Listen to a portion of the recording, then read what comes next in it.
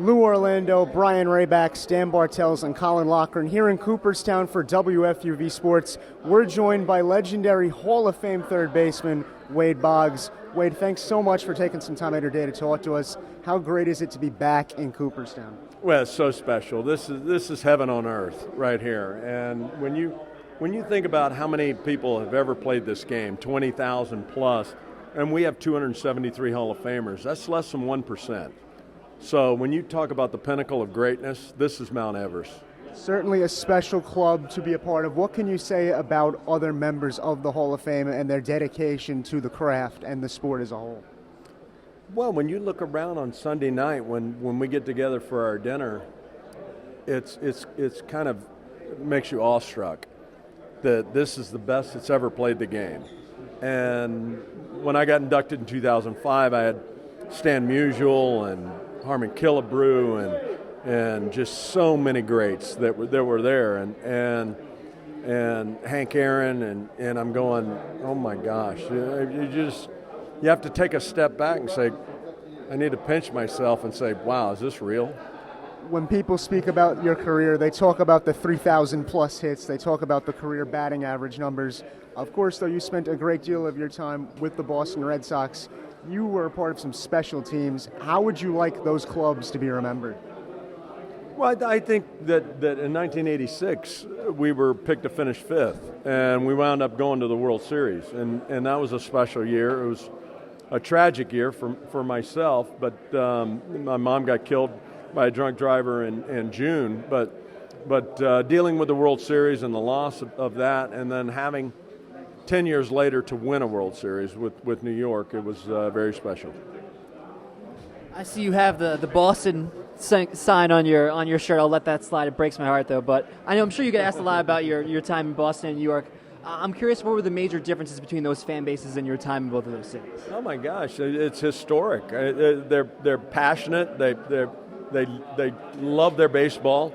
I wasn't fortunate enough to deliver a World Series championship, but I did end the drought in New York after 18 years in '96, so that was very special also.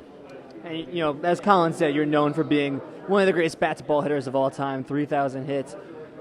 Do you still see that hitting philosophy in the MLB today? Would you like to see more of it? I think it's a lost art with this Sabermetrics launch angle thing. I'm not a big fan. There's too many strikeouts right now, and I mean it's just not good for baseball when you have more strikeouts than hits in a month. Guys, they can't make contact, and I think that they're trying to reinvent the wheel with the Sabermetrics, but it's kind of difficult when the guy in Miami. Rays is hitting 385 and people are dogging him. And then one of my favorite non-baseball videos of you is the Always Sunny in Philadelphia episode that you got to do. You're the ghost of Wade Boggs. I'm not a ghost, Charlie. You're just hallucinating. You've had over 30 beers, dude. How was that experience going with those guys? Oh, there was a tremendous writing by the staff and how they put it together and the gang beats Boggs, but they did a wonderful time. I had a tremendous time filming it, and get an Uber driver. Wade, you're a Tampa native, and you ended up finishing your career with the Tampa Bay Devil Rays at the time, and you have your number retired there as well. Just how much of an honor is it to make an impact on that team and to have your legacy there in its retired number as well?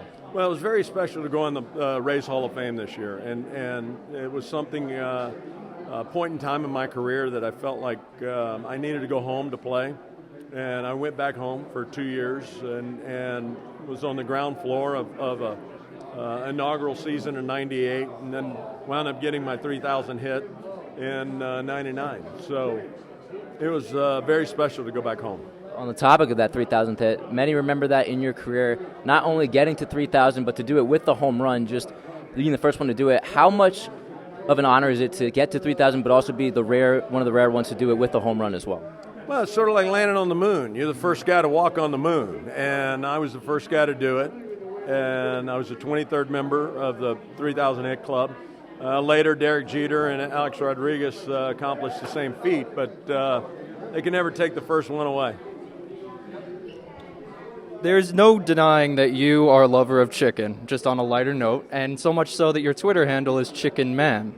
Where did that come from? Where did your superstitious nature come from, day-to-day life? Was it something your parents instilled in you, and how has it made you successful? I think all athletes are superstitious in nature, and the Chicken Man came about in 1983. Jim Rice gave me that moniker, and I had chicken, and every time I'd have chicken, I'd do well.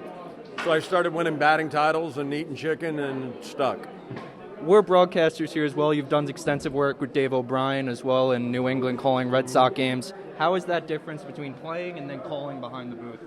Well, I think when you're a color guy and you give insight to the game and past things that you've done and what you've seen in the game, it gives a little flavor to the fans and what they can expect from a color guy in the booth. And really all you do is just sit there and comment on what you've done in the past. Hall of Fame third baseman Wade Boggs. Be sure to check out halloffamesignings.com. There you go. We'll be back at you right after this.